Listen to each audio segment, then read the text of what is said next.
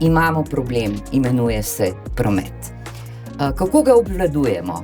Polovica vseh voženj manj kot 2,5 km v državi se še vedno opravi z osebnim vozilom. Tukaj je moj pomislek, da vendarle ne kaže staviti zdaj vsega v to, da ko bo digitaliziran promet, bo pa vse krasno. Smer je zelo jasna. Mi želimo živeti v čistem zraku, pa mora biti vsak ukrep v službi tega. Te nismo tak unikum Slovenci, ne? Tudi druge so imeli težave pri umeščanju v prostor, sploh prvih vetrnih elektrarn. Verjetno na neki točki bomo tudi mi prišli do tega, ker samo z soncem ne bo šlo, samo z jedrsko ne bo šlo, mi bomo rabili kombinacijo virov. Glej, kaj nam dalo je vesolje, bezkončno zvest nad mano, ta planet je vse, kar imamo. Dobrodošli v podcastu Samo en planet. Tokrat se bomo ozrli nazaj na najpomembnejše dosežke mandata Ministrstva za okolje, podnebje in energijo, resorja, ki koordinira podnebne politike ter politike na področjih, ki najbolj vplivajo na podnebje, to so energetika, okoljski problemi in seveda promet. Najvidnejše dosežke, trenutno stanje, načrte in prihodnje cilje bodo razgrnili resorni minister Bojan Kumer, državna sekretarka Tina Sršen in državni sekretar Uroš Vajgl. Lep pozdrav vsem trem in dobrodošli. Pozdravljeni. Danes sem na poti sem gazila skozi zasnežene pločnike in sem razmišljala o tem, kako lepo je hoditi po snegu, ampak ko je mimo mene vozila počasna kolona, strnjena kolona vozil in sem vdihavala vse tiste izpuhe, ki so bili precej moteči in neprijetni, sem pomislila, da če bi bila na poti recimo kakšen vesoljski center, ne bi rekla, Houston, imamo problem. Ampak ker sem bila na poti na Ministrstvo za okolje, podnebje in energijo, sem si rekla, glej, tukaj bom naslovila to vprašanje in bom vam vsem zastavila prvo vprašanje glede prometa, namreč lahko rečem, imamo problem, imenuje se promet. Kako ga obvladujemo? Kaj smo do zdaj naredili, da se manj dušimo v izpuhih avtomobilskih, kaj delamo na področju javnega prometa, železnice, avtobusnih prevozov, tako lokalnih kot medkrajevnih. Zdaj sem nametala en kup enih vprašanj, podvprašanj, ampak lahko štartamo kar z infrastrukturo, recimo, ne? Prometno. Po moje najboljše, da ti začneš z podnebnim. Ja, sicer ni samo podnebni vidik. Težave imamo dejansko v Sloveniji s sektorjem prometa, zaradi tega, ker to je sektor, kjer je velika raba energije, kjer so izpusti tako toplogrednih plinov kot onesnaževal zraka, in kjer imamo predvsem neke malo starejše in ne tako dobrodošle potovalne navade. Na področju osebnega prometa je pač zlasti to problem, da imamo zelo veliko vozil, smo zelo navezani na ta vozila in hočemo z osebnimi vozili prevoziti veliko naših poti. Celo v statistiko 87% vseh poti v službo upravimo z osebnim vozilom in to tudi na razdaljah, kjer bi lahko šli peš, kjer bi lahko šli s kolesom, pa na razdaljah, kjer pogosto zdaj že imamo neke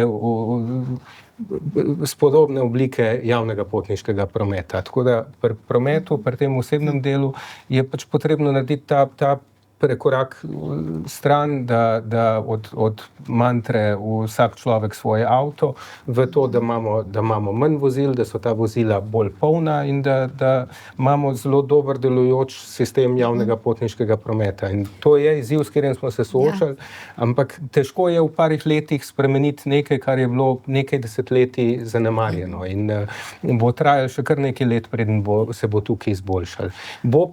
Je pa treba vzporedno tudi čim več delati na železnicah, ker so tudi eno področje, ki je bilo zanemarjeno, da tudi železnica tako za potniški promet, kot tudi za tovor po železnicah izrabljamo v večji meri kot sedaj. Ko vsemu temu bo pomagal tudi vedno čistejša vozila, ne, ta fuel shift, prehod na brezemisijska vozila, ampak ni samo to, ni rešitev samo zamenjava vseh vozil s čistejšimi vozili, mi moramo iti tudi v spremembe navad in iti ker dober del razvitega sveta že je, to je to, da imamo delujoč javni potniški promet, ki nas popelje, kamor rabimo iti. Ja, pa če lahko kar nadaljujem tukaj, ne?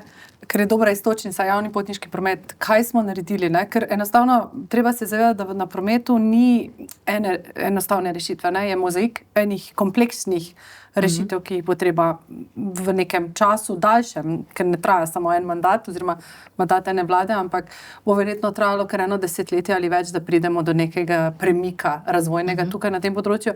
Ampak ravno na javnem potniškem prometu smo v zadnjih 3 letih res naredili eno sistemski premik. Prvič imamo zdaj v zgodovini Slovenije upravljalca javnega potniškega prometa. To pomeni, da se kombinira vozne rede tako avtobusa kot železnice. Vozni redi se sestavljajo zdaj po novem na način, da so bolj prilagojeni potniškim potrebam, torej potrebam delovne skupine ljudi, torej ne samo študentom ali dijakom ali upokojencem. Naredili smo tudi en velik premik v investicijah na razogljičenje, torej za razogljičenje voznega parka v javnem potniškem prometu. Skupaj smo skoraj 270 milijonov evrov investirali v nabavo novih mestnih avtobusov, novih vlakov in lokomotiv. Tako da tukaj smo naredili res en premik naprej, nas pa še kar nekaj čaka, ne. Zakaj je to za nas tudi tako pomembno, je pa ta energetika, ne? Mi smo popolnoma uvozno odvisni in tukaj boš verjetno ti, minister, še največ znal povedati od uvoza fosilnih goriv in največ jih porabimo ravno v prometu. Tukaj... Ja, če nadaljujem, no, promet je največji porabnik energije v Sloveniji. Je tudi največji emitor. Hkrati pa vemo, da navade potovanja ali mobilnost, da se to dotakne skoraj vsakega posameznika. In vemo, da karkoli spreminjaš v Sloveniji in se dotika skoraj vsakega posameznika, da je zelo težko spreminjati naprimer potovalne navade. Tako da smo, ko smo ustvarili to ministrstvo, smo izhajali iz enega preprostega dejstva, tako kot nekatere moderne države, da so prometne politike velik del podnebnih politik. Gre za alternativna goriva, gre za trajnostno mobilnost. Če želimo ljudem omogočiti lepši način potovanja, mobilnosti, pol moramo tudi zagotoviti, da ne bomo degradirali še bolj okolja. Ker v preteklih desetletjih smo ravno to počeli. Gledali smo avto, gledali smo posameznika in je še šlo v to smer. In smo bili pri tem zelo uspešni, ker smo na koncu na repo znotraj EU, glede na zasedenost oziroma število potnikov v enem avtomobilu, ki je že skoraj, oziroma je že manjši kot 1,2. In moramo seveda spremeniti, ker to vodi v mobilnostno revščino v prihodnosti. In ta sistem se vedno spreminja ne revolucijsko, ampak evolucijsko. Mi smo bili na repo po rabi javnega potniškega prometa, glede na število kilometrov, glede na zasedenost števila potnikov v vozilu in tako dalje. Kaj smo naredili? Mi smo, tako kot je že državna sekretarka povedala Tina, od vseh teh sistemskih ukrepov zdaj se že vidijo prvi rezultati. Povečali smo število potnikov za več kot 15%. 20% več je število kilometrov, ki so prevoženih preko rabe javnega potniškega prometa. Z recimo mesečno vozovnico Slovenija smo zelo poenostavili rabo javnega potniškega prometa. Tako da mogoče nekaj, kar je samo po sebi umevno že v marsikateri drugi državi članice Evropske unije, pa tudi izven, smo se soočali s temi bi rekel, res osnovnimi ukrepi. In zdaj nadaljujemo še naprej. Gremo v prenovo, popolnoma prenovo javnega potniškega prometa, ki bo res v prihodnosti digitaliziran, ki bo enostaven, ki bo intuitiven, ki bo cenejši. Je pa res, tako kot sami opozarjate, ne moramo se preslikati v prihodnost in je ta tranzicija, kot je že bilo povedano, rabi čas. In je res, prometne politike so tesno povezane tudi z energetskimi politikami. Mi večinoma se uvažamo fosilna goriva. In to drago plačamo. In to za 3 do 4 milijarde gre ven iz države. In če mi elektrificiramo vodni park, bomo ta problem rešili. Da bomo pa rešili še vedno zastojev, gužve, potovalnih navad.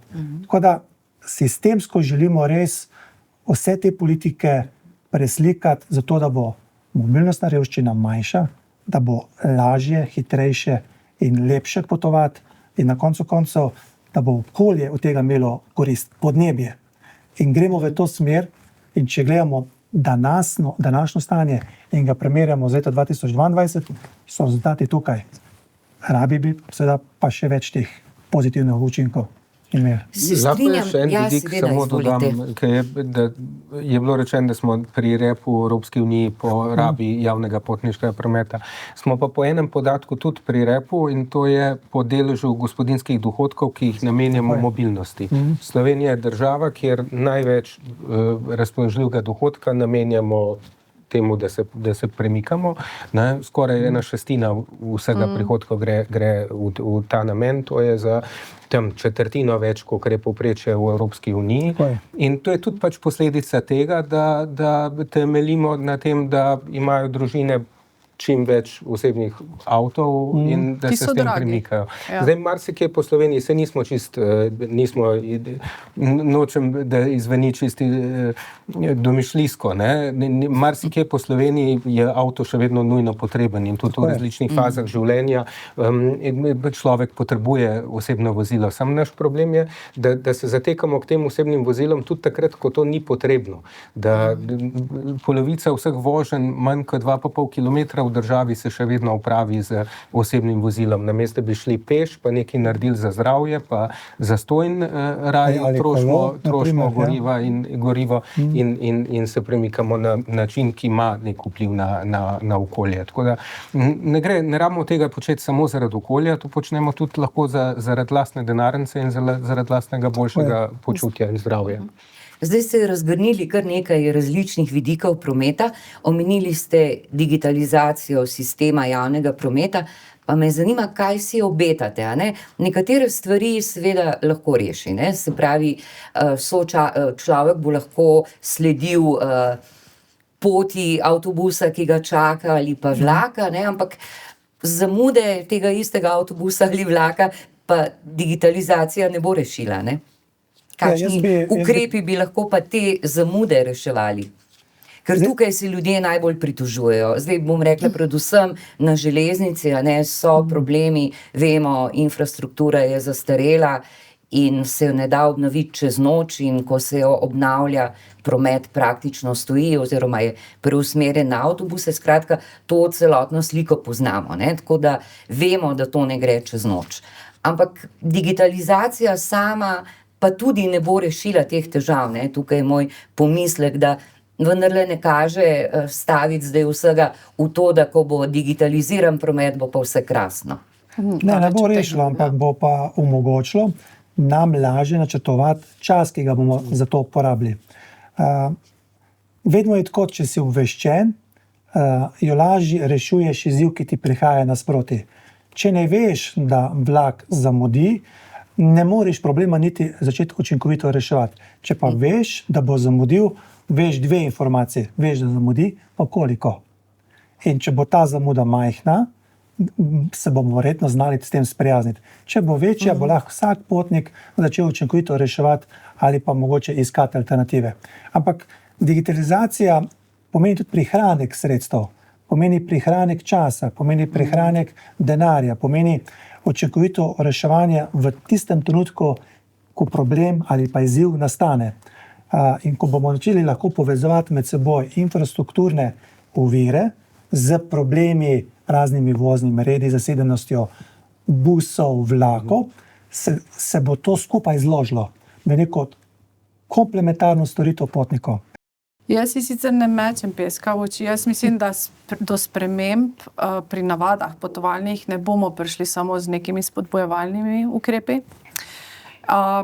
Jaz se tudi sama sprašujem, ali smo kot družba že dovolj zreli, da sprejmemo nepriljubljene ukrepe, ki nas bodo v to potiskali. En tak tipičen primer je povračilo stroškov prevoza na delo. Pri nas je to pa mogoče Uroš boš ti to znal tudi bolje razložiti, ampak če bi mi recimo s tem, kar je zagotovo nepriljubljen ukrep, ki bi pri večini prebivalcev naletel na nek odpor, ne? S tem bi lahko zelo hitro verjetno vplivali na število zasedenosti posameznih avtov, ki vstopajo v neko urbano središče, kot je osrednja Slovenija. In s tem do tega bo pa zelo težko priti. Ne vem pa, ali smo kot družba že pripravljeni te stvari sprejeti. Ja, je pa res, tako kot si rekla, da za spreminjanje navad je pač pomembno ta okolje, v katerem delujemo, in mi imamo številne neke spodbude ali pa olajšave, ki pravzaprav spodbujajo rabo osebnih vozil. Ja. Ena izmed teh so potni stroški, drugo je, da je recimo raba parkirišča, če delodajalec da parkirišče delavcu, se to našteje kot boniteta.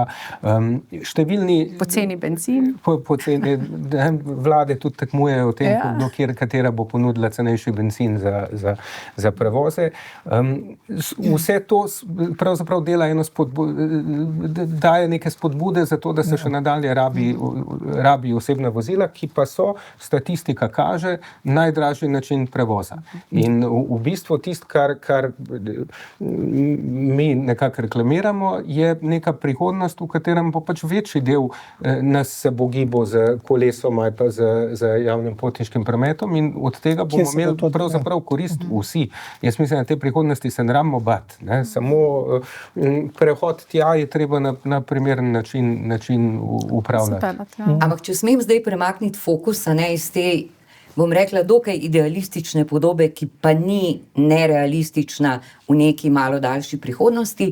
Evropska unija je nedavno, konec prejšnjega leta, nekako umaknila oziroma zamaknila prepoved prodaje novih vozil na motorje z notranjim izgorevanjem. Kaj to pomeni za te zadane podnebne cilje?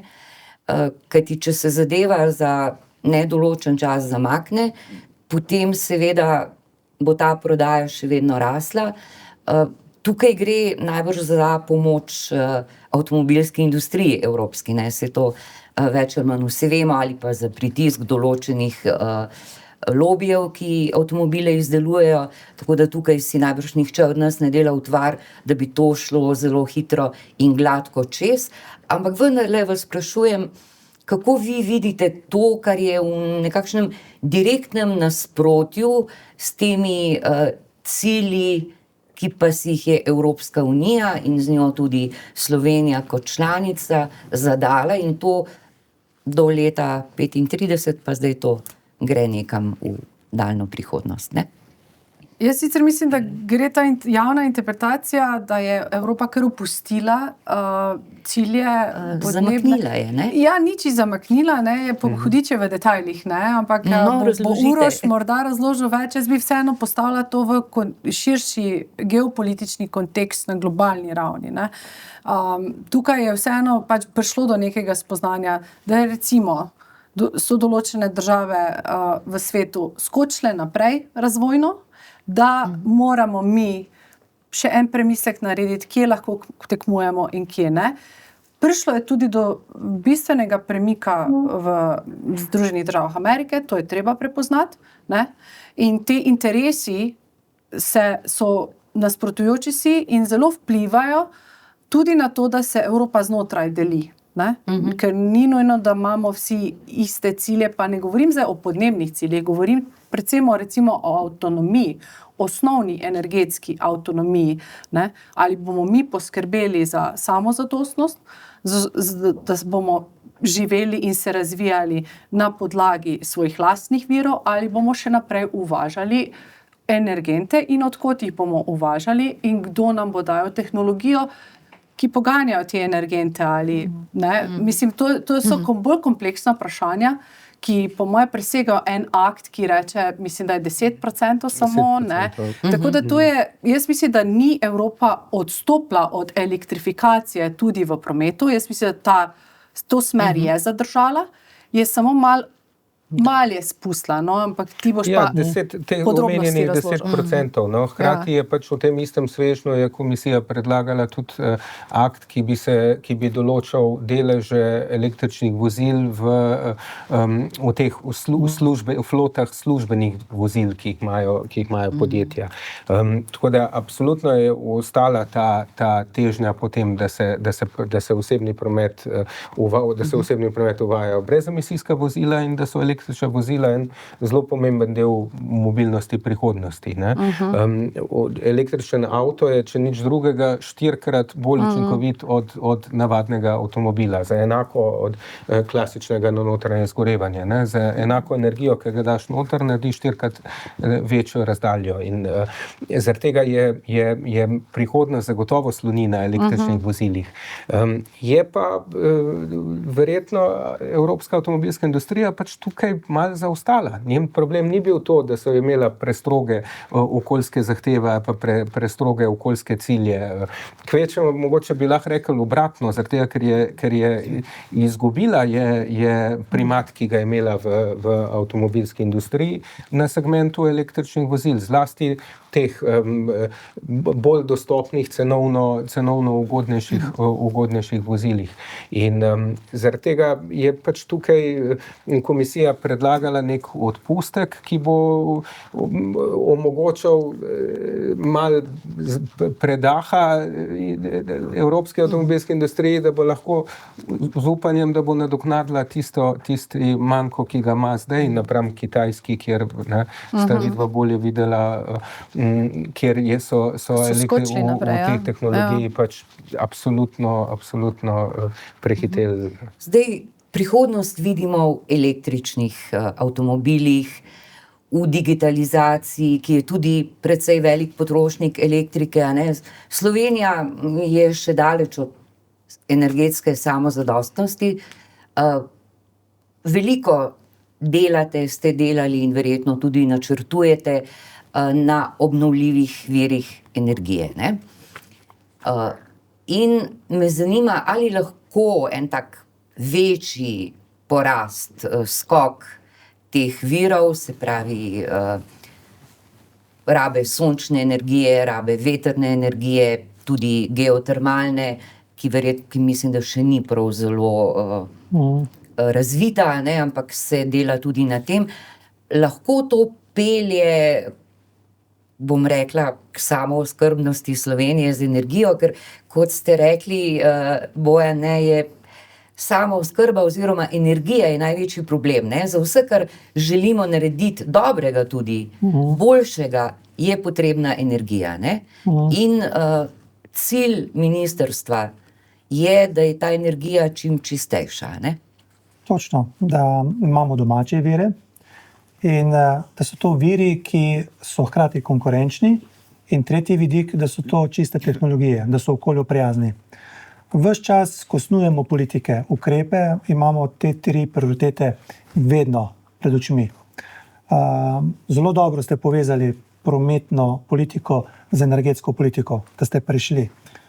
Ker ta nova realnost, geostrateške pa geopolitične zadeve, ki se dogajajo okrog nas, tudi na evropskem nivoju, ki se preslikavajo in vplivajo tudi na Slovenijo, to so realne zadeve. In včasih naredi Evropa korak k ambicioznim ukrepom, in to je naredila v prejšnjem sklicu, včasih naredi kakšen korak nazaj. Nič hudega. Ampak ultimativni cilj in smer je vedno enaka. Tudi če bo kakšno leto, 2 kasneje, je smer znana, ker tudi ostale razvite države grejo v to smer. Mogoče kot dopolnilo, ne, kako dobro ste med seboj povezali. In pri energetiki je ravno tako. Smer je zelo jasna. Mi želimo živeti v čistem zraku, v zdravem življenjskem okolju. To jaz verjamem, da je cilj vsakega posameznika. In če mi želimo to prepustiti svojim zanamcem, otrokom, pa mora biti vsak ukrep v službi tega. In mi moramo osnovati ukrepe, tudi če danes mogoče smo podedovali nekatere stvari, ki niso bile dobro narejene ali pa premalo premišljene, da mogoče danes imamo preveč negativnih vplivov, moramo vseeno danes sprejemati ukrepe, ki bodo drugim omogočali boljše življenjsko okolje. In obnovljivi viri energije nimajo izpustov, so okolju prijazni, čiste tehnologije, kreirajo nova zelena delovna mesta z visoko dodano vrednostjo, ljudje si to želijo početi. Skratka, ni negativnih vplivov, je pa seveda izziv, kako hitro gremo v te tehnologije, kako intenzivno in ta pravi tempo, to ravnotežje iskati iz enega stanja v preteklosti v neko stanje v prihodnosti, si ga pa vsaka država članica sama določa. In mi moramo to slovensko pot seveda krojiti na njene lastne zmožnosti. Samooskrba, samozadostnost, absolutno. Tako kot je bilo prej rečeno, za fosilne vire dajemo 3 do 4 milijarde evrov in nič ne dobimo. Vse gre ven iz Slovenije. Ne bogatimo bruto družbenega proizvoda. Pri obnovljivih virih energije, naprimer sončna energija, je na dosegu res vsakega doma, na dosegu roke. Vsak posameznik lahko gre v to investicijo, ki se splača, je spet samooskrben, prinese k temu en delček in je okolju prijazna tehnologija. Skratka, spet 3 vidiki. Ne? In seveda mora tudi sistem k temu stremeti. Eno podvprašanje zastaviti, ki se pojavlja pri ljudeh, pa ga mogoče lahko zdaj demantiramo, ne, da obstoječe omrežje električno, ki ga imamo, preprosto ne zmore takšnega pritiska teh individualnih sončnih elektrarn, da to utegne biti problem. Ne? In drugo podvprašanje je zdaj, omrežje seveda je treba posodabljati, kolikor vem, se posodablja, mogoče ne tako hitro, kot bi se moralo. Iz česa se financira? Iz omrežnine ali iz kakšnih evropskih sredstev, ker predvidevam, da gre tukaj za izjemno velike stroške. Ne? Ste že kar sami ponudili odgovore na vprašanja.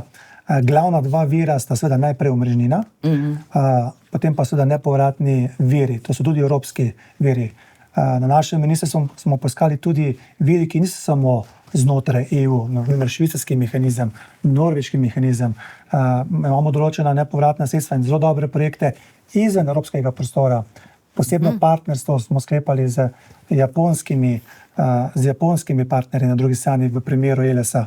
Vse te dobre prakse, ne samo znotraj Evrope, poskušamo prenesti v Slovenijo, dodati slovensko specifiko in jo seveda prikrojiti slovenskemu kupcu, ljudem, podjetjem, zavodom, lokalnim skupnostim.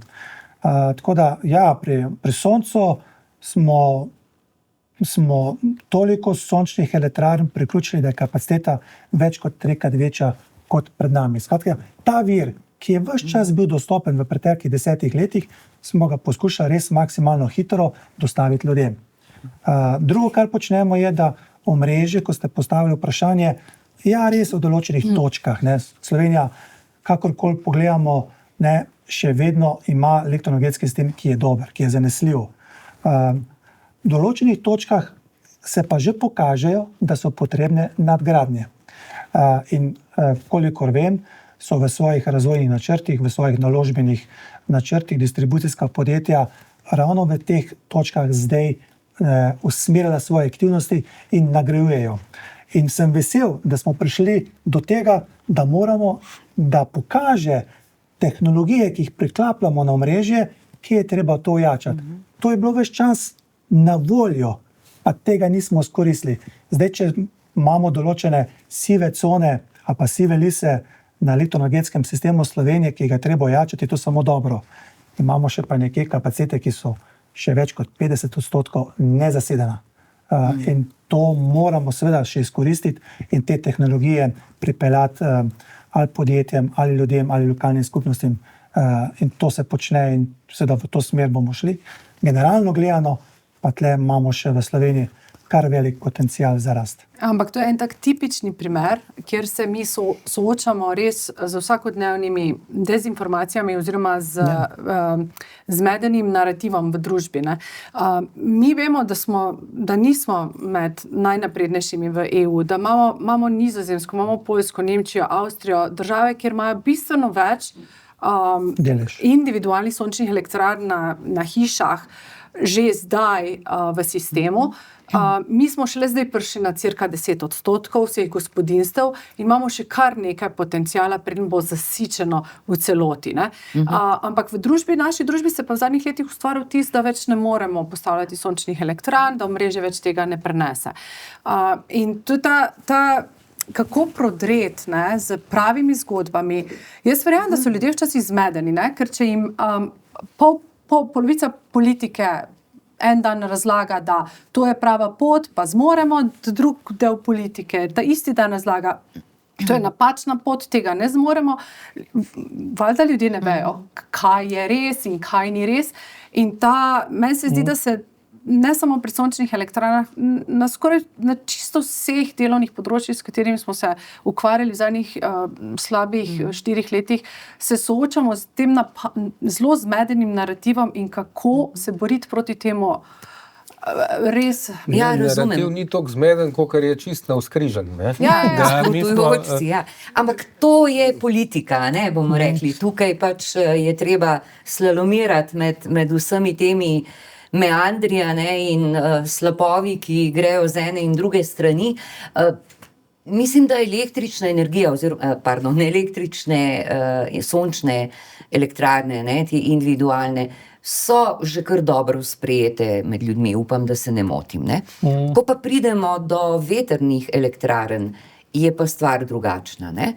Tam se pa recimo ob poskusu umeščanja vetrnih elektrarn v neko lokalno okolje skoraj praviloma zgodi nasprotovanje, celo velik upor. Zdaj, preden bi začeli iti v smer, da pač ljudje ne vejo, nimajo pojma, ne, bi jaz rekla, da mogoče je problem tudi v komuniciranju določenih stvari in mogoče je problem tudi, lahko me potem seveda popravite in rečete, da se motim in imam napačne informacije, ampak tudi v tem, da se določenim občinam ali pa manjšim okoljem so skušale prodati neke zastarele tehnologije in tako naprej. Skratka, različne zgodbe so tukaj. Ne? Tako da jaz ne bi krivila ljudi, da se kot Don Kihoti bojijo mlinov na veter, a ne? Ampak bi iskala mogoče odgovore v tem, kje je spodletelo pri komunikaciji, zakaj recimo v nekih drugih državah se te elektrarne umeščajo celo v okolja, ki so pod zaščito programa Natura 2000, pri nas so pa z njimi veliki problemi. Ne? Verjetno ste o tem razmišljali, debatirali, iskali rešitve. Jaz lahko zastočne so samo ta del. Vendarle gre za prepletene in večnivojske informacije. Ne? Jaz ne bi rekel, da nikoli tudi ne trdim, da bi ljudje tisti, ki bi zavračali to tehnologijo. Vidimo, da tako kot vi pravite, vkolikor je komunikacija pravilna, transparentna, vnaprej se stvari pravilno skomunicirajo, potem je možnost, da kakšen koli projekt, ne samo vetrna elektrarna, da uspe veliko večja. In to ne glede na to, kakšno tehnologijo se gre, ali gre za cesto, infrastrukturni projekt, energetski projekt, karkoli drugega. Se pravi, ta del mora biti tako narejen. Zdaj, država redko umešča, vedno imamo nekega investitorja. Ne? Zdaj, kako ta investitor, mi smo vedno verjeli, da je naravna zakonitost, da si investitor želi projekta, investitor prostor in da bo naredil tiste osnovne postulate. Pa smo videli, da ne. Ne? Investitor si želi dobiček, bi rekla, ne? Tudi dobiček, ampak dobička ni, če ni projekta. Ne? Se pravi, mora zadostiti, da ga ljudje sprejmejo, predvsem lokalno okolje, lokalna skupnost. Pa še to je, ne? Nekaj lahko država naredi z predpisi, s politikami, z subvencijami, potem morajo pa tudi lokalne skupnosti, mogoče predvsem investitorji, tudi narediti svoj del. In vse to se mora nekako združiti v vključevalni proces kakršnega koli projekta. Zdaj, kakor hitro en deležnik ne opravi svoje vloge, stvar ne bo šla. Mi smo vedno pozdravili projekte ali pa investicije, ki grejo od spodaj navzgor, da se ljudje sami ekipirajo. Nekaj takih svetlih točk imamo v Sloveniji. Je pa tega zagotovo premalo. Rekli ste, zadnji projekt, ki se je iznakazal, ampak to še ne pomeni, da nič v Sloveniji ne štima. Zasmejala sem se, ker ste že vnaprej odgovorili na moje naslednje vprašanje. Pobuda od spodaj navzgor. Ampak lahko samo eno stvar še, da se nismo tak unikum Slovenci. Tudi druge so imeli težave pri umeščanju v prostor, sploh prvih vetrnih elektrarn. Dejstvo je, da v Sloveniji jih imamo pač malo. Če se napeleš ravno iz Ljubljane proti morju, jih ne boš videl. To pomeni, da dokler je tako, je veliko lažje ljudi tudi strašiti za kakšne učinke imajo lahko vetrne elektrarne. Ampak neki negativni okoljski vplivi vendarle so bili tudi že dokazani, ne?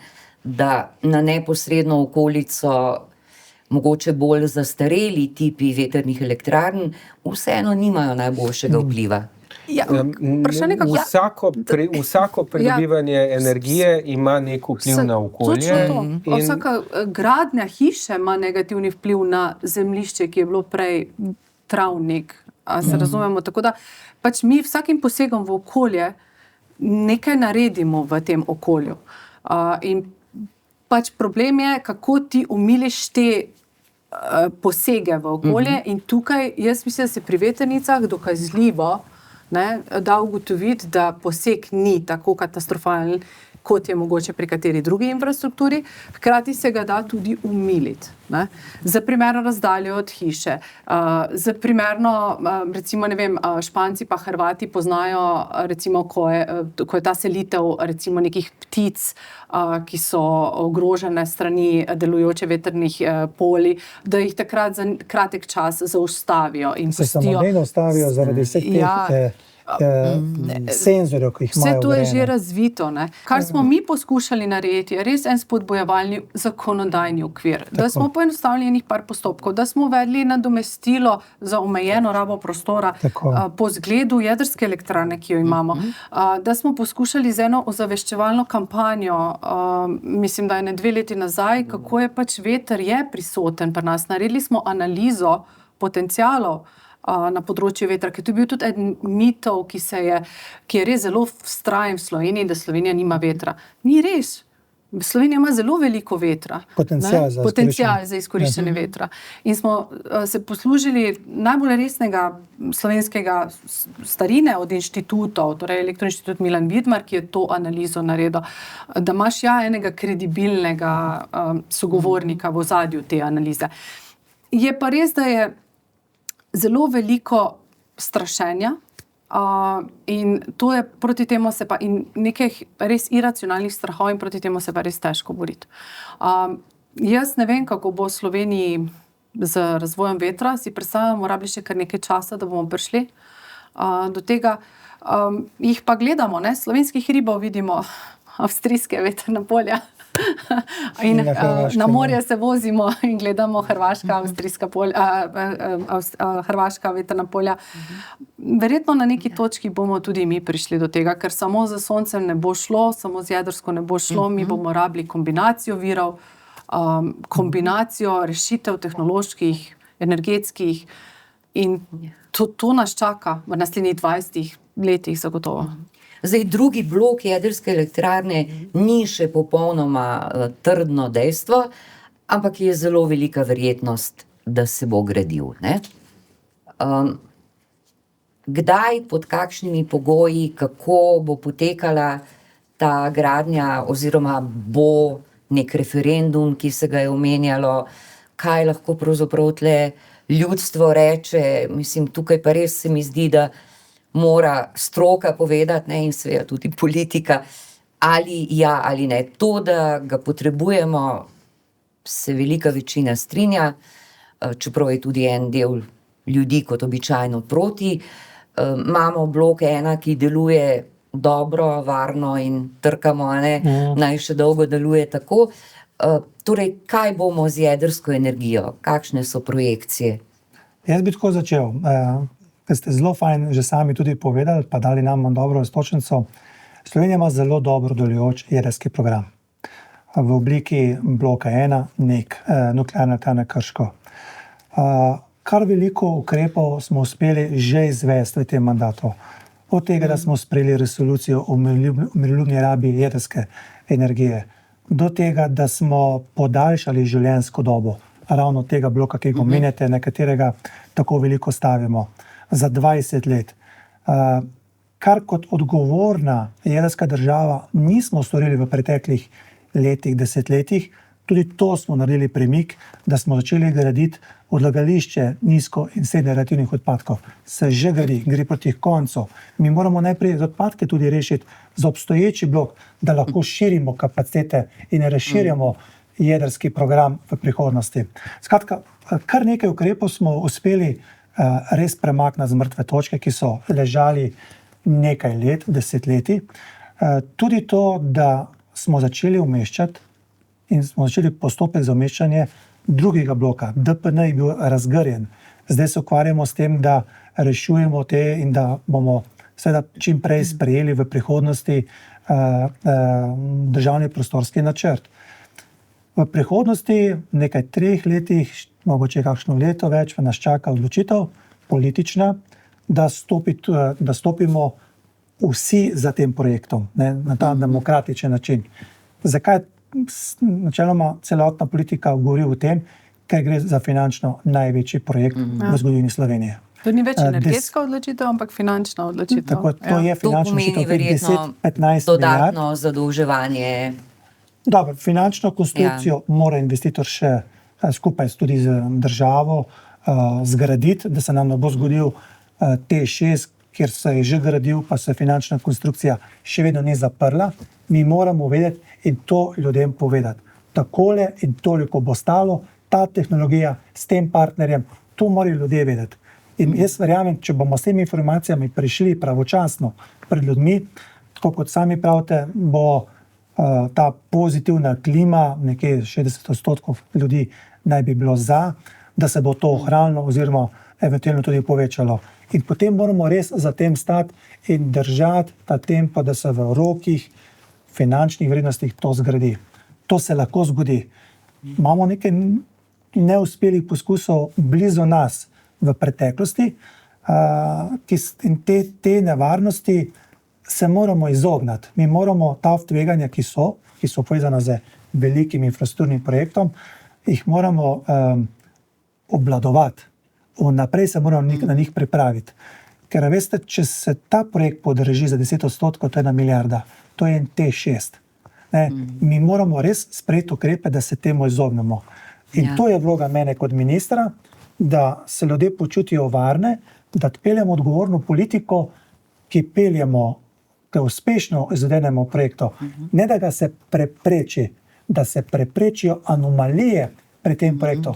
In to dvoje, doskrat se je v preteklosti nam pripisovalo, da nismo takoj za, ko so vsi za, ampak ker želimo se izogniti čerem, tveganjem, ker posod vsak projekt prenaša tveganja. In z vidika energetike se mi zdi, da bo se zelo pomembno v naslednjih letih osredotočiti na to, da bomo ozavestili, da je JEK2 samo en košček v mozaiku naše energetske poti naprej.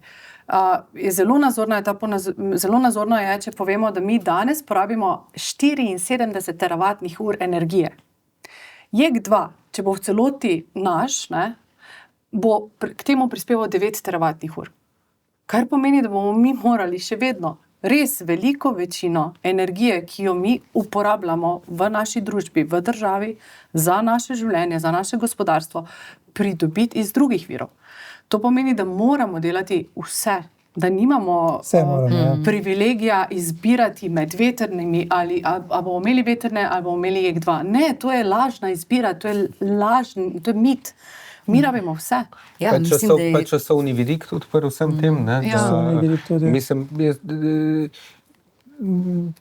tudi svet se je malo spremenil v zadnjih parih letih. Ne? In Vedno se spreminja. zdaj je pač ta strateška avtonomija, samozadostnost, manjša odvisnost od tujine je toliko bolj pomembna, kakor je bila v preteklosti. In mi v naslednjih parih letih, kar mi lahko naredimo, je dodatne obnovljive vire energije. Ne? Tam lahko največ energije in to čiste energije pridobimo.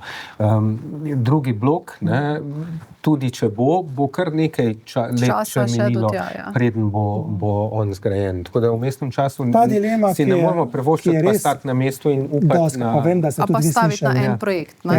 Ja. Ne smemo samo na en projekt staviti. Mi moramo res poskušati. Določeni projekti so dosegljivi zdaj, na dosego res blizu in lahko vsak sam nekaj pripomore. Ne? In mi moramo samo takšno okolje ustvariti. Določene projekte mora država močno stopiti zadaj in čim bolj na demokratičen način.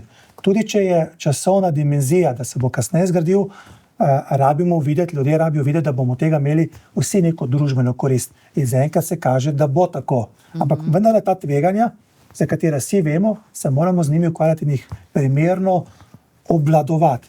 In to ne pomeni, da nas bo to rešilo. Mi moramo vseeno med tem časom zgraditi svojo energetsko samozadostnost, da bomo čim manj odvisni od tujine in da bomo imeli to energijo, kako ne rečem, ceneje kot danes. Zdaj te energetske potrebe rastejo, ne? Težko bi delali korake nazaj, težko bi jih korenito zaustavljali, a ne, pač svet se tako vrti. Zraven se pa proizvaja tudi na tone in tone odpadkov. Ne? Če ste prej omenili jedrske, s katerimi še ne vemo točno, kam bi, pa iščemo rešitve. A ne? Že imamo, se že gradijo. Se že gradijo, no? Samo za nizko in srednje. Imamo pa še ogromno drugih odpadkov, ne? Industrijskih, gospodinjskih in tako naprej. Zdaj na sanaciji okolja, kakor sem gledala ta poročila za obdobje vašega mandata, je bilo storjeno veliko, ne? V tistih najbolj ogroženih, kritičnih predelih okolici Celja. Jaz sem iz Celja doma in moj oče je bil zaposlen v cinkarni in vem, kako je tam degradirana zemlja, še vedno je, kot sem slišala nedavno, ne? Še vedno je preveč teh težkih kovin, ampak recimo, da je to nekaj, kar država z določenimi ukrepi, sistemskimi, lahko počasi rešuje ta bremena iz industrijske preteklosti. Problem odpadkov, ki jih jaz, vi, vsi mi, a ne, proizvajamo vsak dan, pa če se še tako trudimo, da bi jih bilo čim manj, pa ostaja, ne. In mislim, da smo tukaj v neki spirali potrošništva in proizvodnje, da mi sicer lahko rečemo, da ne bomo več toliko trošili, pa vsake pol leta kupili novega telefona, nove tablice, vsako drugo leto novega avta, da ne naštevam naprej, ne.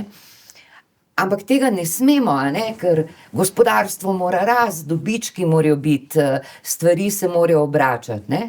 Kupi se pa večajo. Kaj lahko tle naredimo? Jaz sem tukaj rahlo pesimistična, no. Ja, dejstvo je, da moramo delati tudi na strani povpraševanja. Zelo veliko politik, celoten pariški sporazum v bistvu deluje na sistemu ponudbe. Ne? Gledaš, tam, kjer se proizvede, tam se ustvarjajo emisije. Ne tam, kjer se potroši, ali pa tam, kjer se kupi. In podobno tudi na okoljskem področju. No? Je velik poudarek je na strani ponudbe, na strani povpraševanja pa nekoliko manj. Ne? Mi smo vseeno v tem času, predvsem smo veliko naredili na dveh področjih. Eno je zeleno javno naročanje,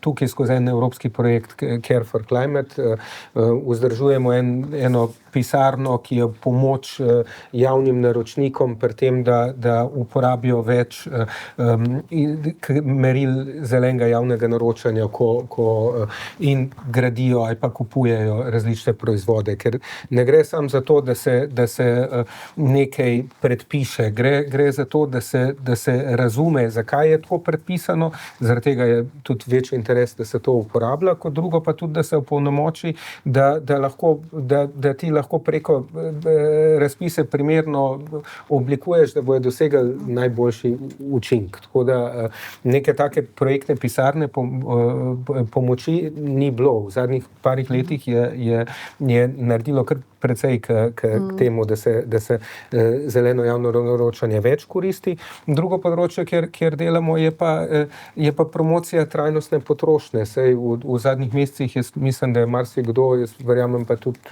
da gledalci tega podcasta, da so opazili, da smo tudi to reklamirali. Veliko stvari je treba početi tudi na evropski ravni, zlasti, ko se tiče pravil glede dajanja proizvodov na trg. Veliko se da narediti z primernim zakonodajo glede ekodizajna, glede različne področne zakonodaje. Na evropski ravni se odpadkovna zakonodaja čedalje bolj dotika v bistvu pravil, kaj sme biti v proizvodu, ne pa samo tega, kaj se zgodi s proizvodom potem, ko nastane odpadek. Tako da veliko stvari moramo delati na evropski ravni, tam smo tudi Slovenija kot del ene koalicije ambicioznejših držav v zadnjih letih nastopali. Je pa to res, globalno gledano, je to res, kot pravite, zaskrbljujoč trend. Ne? Ampak jaz sem vseeno... Če je v svetu, nas je recimo kot neke 2 milijarde ljudi razvitega sveta, če smo mi že prevedli do take rabe naravnih virov, do takih količin odpadkov, ki v končni fazi potem tudi preidejo v recimo mikroplastiko pa v druge, tudi zdravju škodljive pojave. Če je to 2 milijarde ljudi, je to že naredila, si ne moramo privoščiti, da bo še 6 milijard ljudi dosegli našo raven razvoja ob podobnih vzorcih kot mi. Tako da tudi na tem področju smo poskušali tudi z nekaterimi mednarodnimi projekti na Zahodnem Balkanu, tudi en večji projekt v Afriki, tudi kot en delček Slovenija je mejhna, ta delež pomoči, ki ga je Slovenija daje, je mejhen v primerjavi s tem, kar dajo druge, tudi razvite države. Ampak vsak glede na svoje zmožnosti mora nekako prispevati. Tako da, jaz nisem tako neoptimističen, ker vem, koliko se je ta diskurs vseeno spreminjal v zadnjih 10 letih, ne? Ali pa, kolikor sem jaz malo bolj mednarodno lahko bil aktiven. Ampak Uroš, jaz moram tule vseeno povedati, da jaz štejem za največji dosežek okoljskega dela našega ministrstva, da smo zagrisli v kisla jabolka iz preteklosti, dostavili sanacije, ki se jih nihče v preteklosti ni hotel loteti. Ne samo, da smo se jih lotili, ampak tudi dostavili smo jih in zagotovili ta sredstva. In na to jaz mislim, da smo lahko, vsaj na okoljskem delu našega ministra, to zagotovo eden večjih uspehov, ki jih lahko s ponosom dostavimo in tudi na to opozorimo. Tako dolgo se je vlagalo, da je Slovenija dobila že kazen. Mi smo plačali zaradi nereševanja starih okoljskih bremen kazen. Tako da, sam kot okoljski minister, tako kot je Tina res rekla, to se zdi kot nekaj samoumevnega. Pa ni bilo. Ni bilo. Enostavno smo raje gledali v stran. In kot sami vidite, ne, da se stvari premikajo v Celjski kotlini. Proces teče na 2 otroških igriščih, so res zelo dotekla. Pa poplave so bile. Poplave smo mes reševali. Tega se še niti 40,000 nismo. Za Mežiško dolino. Program za Mežiško dolino, kjer je bilo res za lokalno prebivalstvo. Res je, to se najbolj dotakne določene lokalnega okolja, kjer so živeli. Kjer se to zgodi. Ni tako bi rekel, da bi bilo znano, da bi vsi ljudje imeli s tem problem. Ne vem, od tega, da v Bukožlaku, ko smo rešili Skakovci, odpeljali Suhadole, Rakovnik, zdaj delamo na Globovniku. Ta del je nekaj res, na kar smo lahko in bo lepa zapuščina. Daleč od tega, da smo vse probleme rešili, ampak nekje treba začeti. In jaz upam, da bo ta kontinuiteta se nadaljevala. In to na ta del definitivno, jaz upam, da moramo nadgraditi tempo, mogoče ga se pospešiti. Res je, povezana tudi z proračunskimi sredstvi, ki jih ni neskončno, moraš biti zelo zmeren pri tem, ampak se mi zdi, da gre za zdravo življenjsko okolje, v katerem vsi želimo, da bomo živeli v prihodnosti, v bližnji prihodnosti. Jaz nisem vedela za večino teh projektov, ko sem brala to poročilo, dosežkov tega mandata, sem bila res zelo vesela in sem rekla bravo, Ampak zdaj, pač imam novo vprašanje, okoljski, tako imenovani okoljski kriminal, če pustimo zdaj to v preteklosti, se temu ni tako reklo, ker pač je bilo samoumevno, da se spuščajo odplake v Voglajno, v Celju recimo ali pa še kje druge.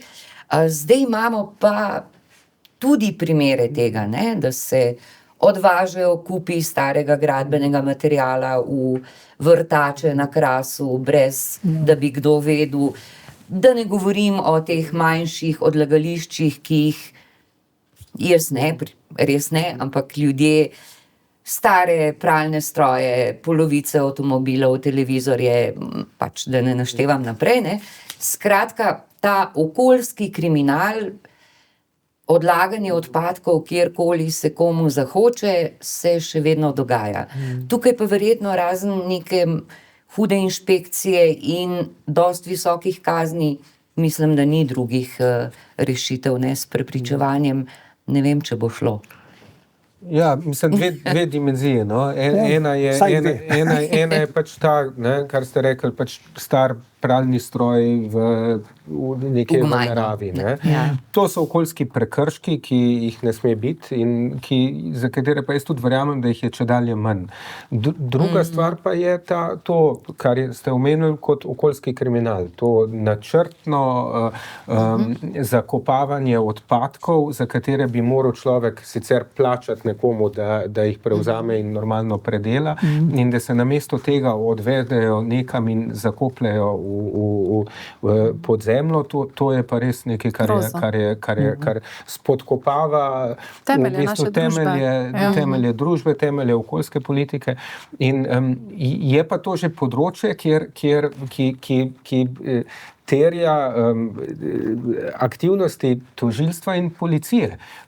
To že presega to, kar je raven okoljske inšpekcije. Okoljska inšpekcija, ko to zasledi, tudi preda in to se preiskuje kot kazniva dejanja. In na tem je treba več in na tem je treba več delati. Se tudi na evropski ravni je bil v zvezi s tem je v obravnavi zakonodajni predpis in vse države se soočajo s tem izzivom, kako zdaj organizirati boljše delo policijskih služb, pa tožilskih služb, ki imajo tudi tiste prave instrumente, da lahko pridejo do teh kršiteljev, ker tukaj je potem treba preiskave tega presegajo to, kar zmožnosti, ki jih ima en okoljski inšpektor. Pa specializirana znanja so potrebna, tudi to.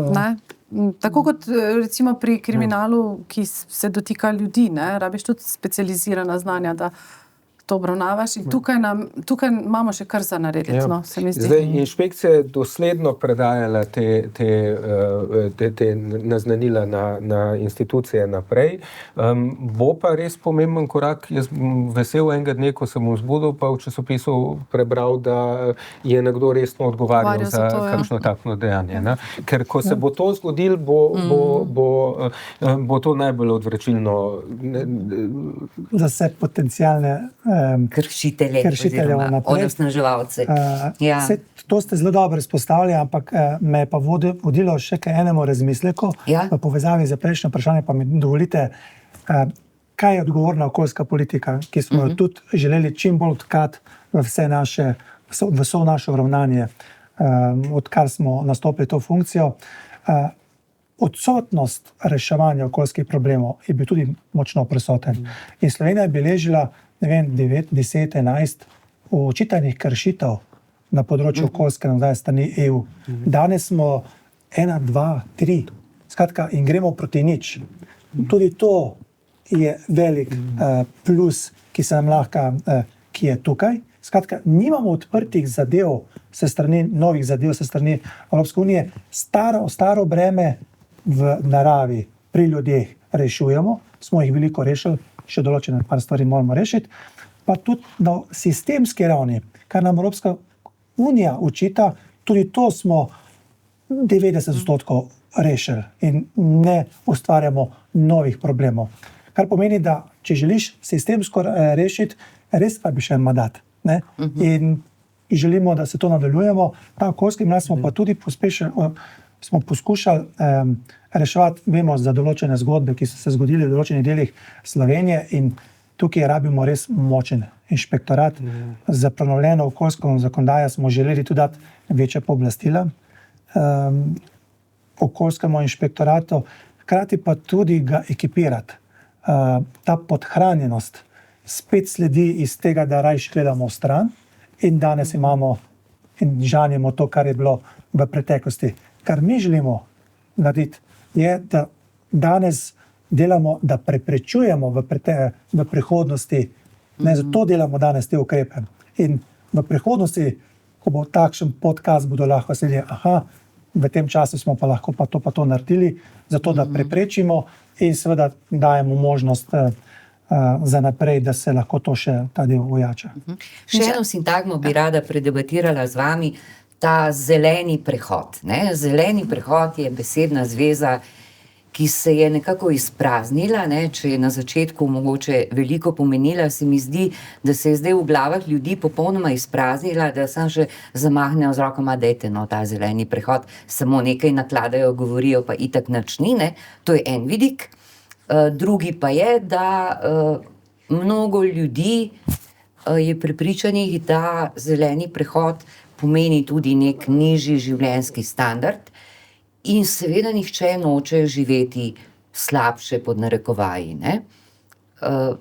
Pa me zanima, kako to besedno zvezo osvežiti, jo narediti spet relevantno, da ne bo samo še ena politična fraza, ampak da bo nekaj resničnega, v kar bodo ljudje lahko verjeli. Težko vprašanje. Štetina. Mislim, da predno začnem odgovarjati, spomnila sem se še enega skupnega projekta, ki smo ga mi vsi trije res gradili z nule in to je energetska revščina. In mislim, da bi bilo tudi fajn, da smo res konsistentno vsi trije z vseh svojih vidikov delali na tem cel mandat in dostavili res lepe rezultate na tem. Ampak kar se tiče zelenega prehoda, meni je ostalo par let nazaj, sem slišala, da le 20% ljudi deluje na podlagi nekih moralnih prepričanj, da moraš izboljševati svet. Vsi ostali, torej 80% ljudi, pa deluje na zelo nekih kratkoročnih koristoljubnih vzgibih, da tako rečem. Upam, da sem si prav zapomnila, nisem čisto prepričana, ampak in kako zdaj tistih, ker jaz verjamem, da tistih 20% ljudi razume zeleni prehod, ne glede na to vse, kar se je dogajalo v zadnjih letih pri vseh teh premikih strateških doma in po svetu, bo ohranilo razumevanje pravilno in bo šlo v to smer in bo delovalo v tej smeri. Kako zdaj tistih 80% ljudi prepričati, da je to prava smer? Jaz mislim sicer, da jih nikoli nismo imeli on board, da tako rečem, ne? Da pač enostavno so sledili, ne? Zdaj jih je pa treba sam z bistveno večjimi ukrepi, z bistveno večjimi korenčki jih je treba potegniti nazaj to zgodbo. In to je res zelo težko vprašanje, bi rekla vprašanje za $1 milijon, kako to narediti. Jaz verjamem, jaz verjamem v prave lidere na pravem mestu in da je treba nadaljevati, da se je treba boriti za pravo stvar na najboljši način, možni način, kakor vemo in znamo, ker ni enostavnega odgovora na to vprašanje. Jaz mislim, da bo na to, kako bodo ljudje dojemali nujnost tega zelenega prehoda oziroma boja proti podnebnim spremembam in ob hkratnem spreminjanju lastnih navad, zelo močno vplivalo tudi dogajanje izven Slovenije, ne? In dogajanje med velesilami na svetu. Tam pa ima verjetno vsak svojo teorijo, v katero smer bo šlo. Ne vem, boriti se je treba naprej za prave stvari. To je moj odgovor. Nimam čudežne palčke, ampak ziher imata še moja dva Bo pa kolega reš, kakšno pametno misel. Ja, eno stvar, ki sem se jaz v bistvu v zadnjih letih malo naučil ali pa priučil, je to, da moram zeleni prehod reklamirati drugače, ne sam skozi ta koristi za planet, kakor si zdaj omenila, ampak da, ko govorimo o razogljičenju, govorimo o tem, da te 3 do 4 milijarde evrov, kakor jih daje Slovenija za fosilna goriva, državam, ki večinoma ne delijo teh vrednot, kakor jih imamo mi v naši družbi, da razogljičenje pomeni, da tega ne bomo dajali ven, ampak bomo porabili doma. Zeleni prehod pomeni, da imamo manj izpustov onesnaževal zraka, da imamo manj mikroplastike okrog, da smo zaradi tega bolj zdravi, da smo bolj odporni na podnebne spremembe, da ščitimo naše premoženje, da ščitimo ljudi. Ne? Bolj ta komunikacijski vidik je treba razširiti in povedati ljudem, kakšne koristi imajo oni res neposredno od tega. To je eno.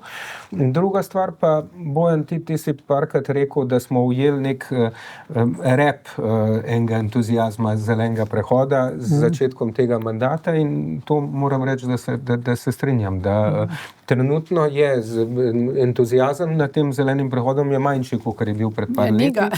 Ga ni. Ne vem, če bo koliko pomagal, da zdaj govorimo o čistem, ne toliko o zelenem. Bolj bo pomagal to, da enega dne bomo pogledali okoli sebe še zelo trezno in bomo videli, da vse te stvari, ki so veljale pred par leti, da so podnebne spremembe resna grožnja za nas, da so okoljski problemi res zmanjšujejo življenjski standard vseh, zlasti pa najbolj ranljivih in tudi gospodinjstev z najmanjšimi dohodki so prekomerno obremenjeni zaradi okoljskih problemov in zeleni prehod v bistvu njim koristi bolj, kakor pa bogatejšim, ki se lahko obvarujejo sami nekih negativnih vplivov. Jaz verjamem, da pač to, kar so dejstva, kar nam znanost govori, da je res, da to pač je res in da bo zaradi tega spet priplaval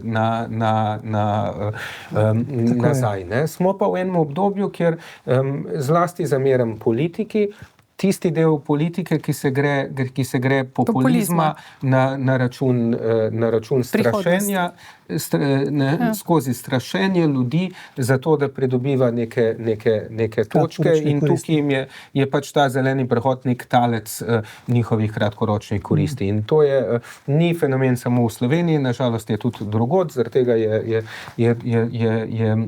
je to pač nekaj, kar bo treba prestati in oblikovati še ta prava orodja, kako se proti temu boriti.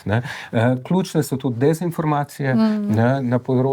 Na zasedanju ministrov za okolje smo imeli enkrat predstavitev o dezinformacijah na področju podnebja in okolja in to je drugo področje, druga kategorija, kjer je največ dezinformacij. 13% dezinformacij v evropskem prostoru se tiče podnebnih in okoljskih laži.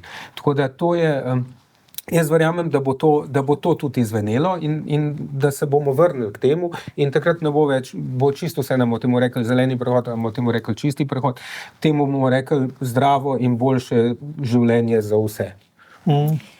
Če lahko še sam stavek dodam.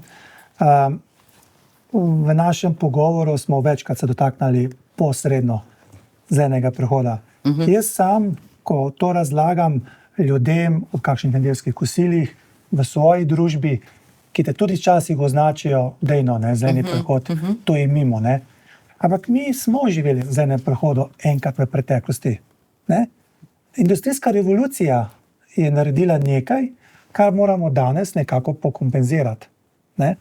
In če mi želimo imeti zdravi življenjski prostor, potem moramo seveda onesnaževalce, njim moramo preprečiti ali pa da morajo plačati. Onesnaževalec plača. To je ta, bi rekel, princip, ki je že desetletja znan. Ne? Če temu ne bo tako, kaj bomo imeli? Črni prehod? A želimo iti v črni prehod? Jaz mislim, da si vsak človek želi v svojem prvotnem bistvu boljši zrak, boljše življenje, cenejše življenje, boljši standard. Ne? Kaj nas bo pa tja prepeljalo? Katere politike? Takšne, ki peljejo v to, da bomo imeli čistejši zrak, a takšne ok, se še vedno lahko kadi iz 3 dimnikov, ne se kadi iz 5, ne se kadi še 5 let dlje. Ne? A bomo to tolerirali, ne? Želimo to, delamo to. Ne? In dostikrat se z enemu prehodu, to je to, kar je Uroš povedal, jaz bom pa z drugim bi se mi povedal, z enemu prehodu se je pripisalo nekatere slabe stvari, kar ni zeleni prehod. Rekli so pa, da je to zeleni prehod. Ne? To pa ni res. To so pa te dezinformacije. Zeleni prehod v bistvu pelje v boljšo, svetlejšo prihodnost, v katerem konec koncev vsi želimo biti. Sam želimo, da najprej Tina naredi ukrepe, najprej Uroš, pa bom pa jaz. Ne? To je pa to, Se pravi, tudi to besedno zvezo je nekdo ali pa več njih zlorabilo, kot se pač lahko zgodi čisto vsaki stvari. A ne? Tako je. Draga gostja, draga gosta, zelo lepo, na široko in dolgo smo se razgovorili in hvala vam najlepša za sodelovanje v podcastu Samo en planet. Cilje imamo pa skupne. Hvala in Res, uspešno še naprej. Hvala tudi vam. Hvala. Hvala.